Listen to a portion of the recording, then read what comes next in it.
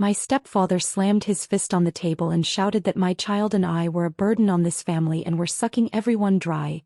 My aunt nodded along in agreement, so I calmly said, "This is my house. You have 24 hours to leave."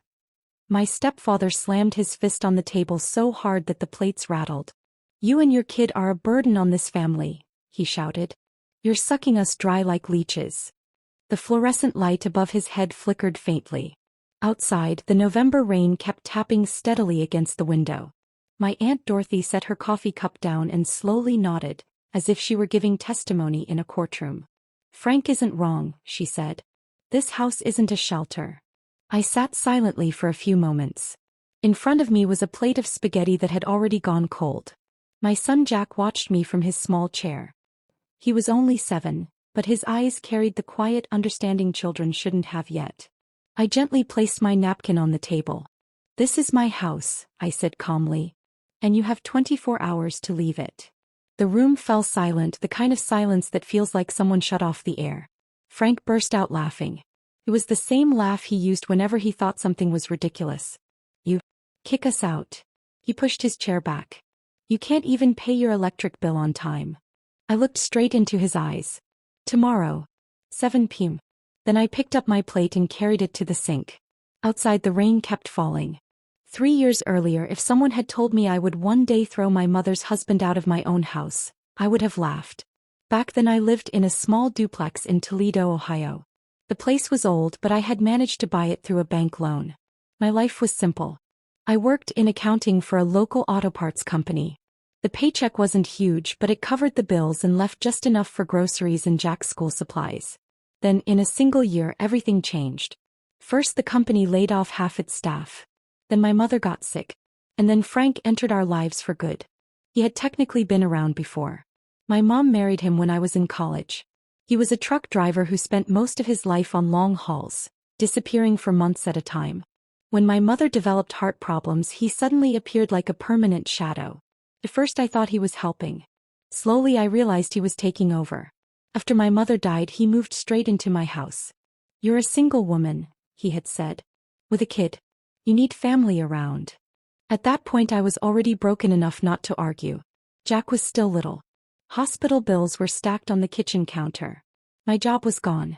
Grief felt like a weight pressing on my chest every morning when I woke up. So I let Frank stay. That was my biggest mistake. During the first month, Frank mostly sat on the couch watching TV. During the second month, he started setting rules. I once reminded him quietly, "This isn't your house." He laughed. "As long as I'm here, it is." Then Aunt Dorothy showed up. Dorothy arrived the way she always did, dramatically. According to her, her husband had abandoned her. The truth was simpler. She had a talent for turning every room into a battlefield. Within weeks, my own home began to feel like a place where I was the guest. Frank drank beer late at night and yelled at Jack if he walked in front of the television. Dorothy criticized everything. "You're not a good mother. This house has no discipline. Your mother would be ashamed." Most of the time I stayed quiet. Part of me believed them. When you stay broken long enough, people start convincing you that broken is all you are. Then one night something shifted. I had started working the late shift at a small local diner. Jack stayed with our neighbor Maria until I got home. That night it was almost 11 when I walked through the front door. The house felt strangely quiet. I turned on the light. Jack was sitting on the floor behind the couch. His eyes were red. "What happened?" I asked. He spoke softly. "Frank said we don't belong here." Something tightened painfully inside my chest.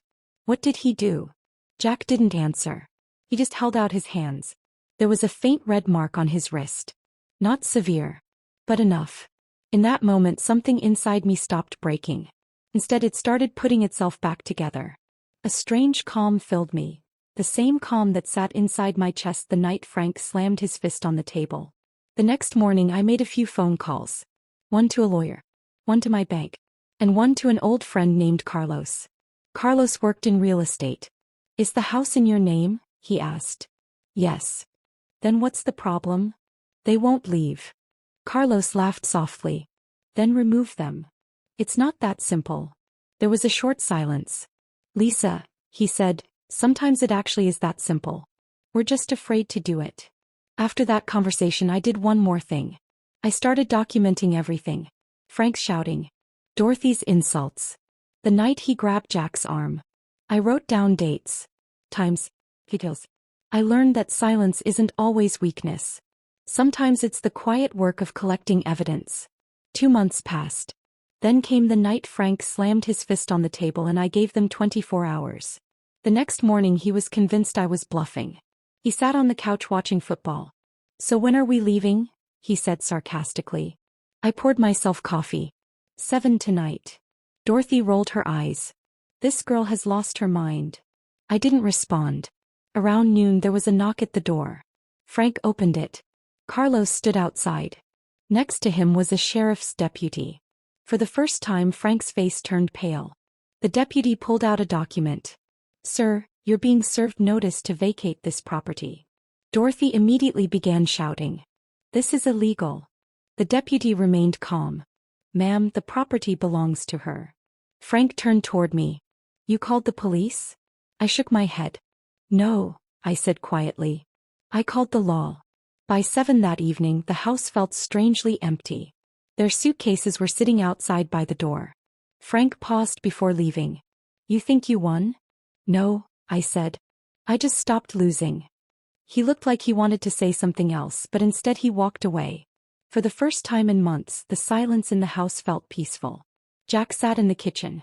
Are they coming back? He asked. I ran my hand gently through his hair. No. He thought about that for a moment. So, is it really our house now? I looked around. The old furniture. The sound of rain still tapping against the windows. Dishes waiting in the sink. And a lightness in my chest I hadn't felt in years. Yes, I said softly. How it really is. The following weeks weren't magical. The bills were still there. The diner shifts were still exhausting. But small miracles happened. Maria kept watching Jack after school. Carlos suggested we rent out the basement to help with the mortgage. And one evening at the diner, a woman told me, "You're a really good waitress." It was a small compliment. But it felt like someone reminding me I wasn't just a problem. I was still a person. One evening Jack and I sat together on the porch. The air was cold. Mom, he said. Yeah. When you told them 24 hours, weren't you scared? I told him the truth. I was terrified. He smiled a little. But you didn't show it. I looked up at the dark sky. Sometimes that's what courage is, Jack. Standing up even when you're scared. He nodded slowly. Across the street someone turned on their porch light. And for the first time in a long while I realized something. Life doesn't always change because of huge miracles. Sometimes it changes because of a single sentence. This is my house. If this story moved you even a little, please take a moment to like the video and subscribe to the channel. Your support helps us share more real, powerful stories like this. Thank you for watching all the way to the end. We truly appreciate you being here with us.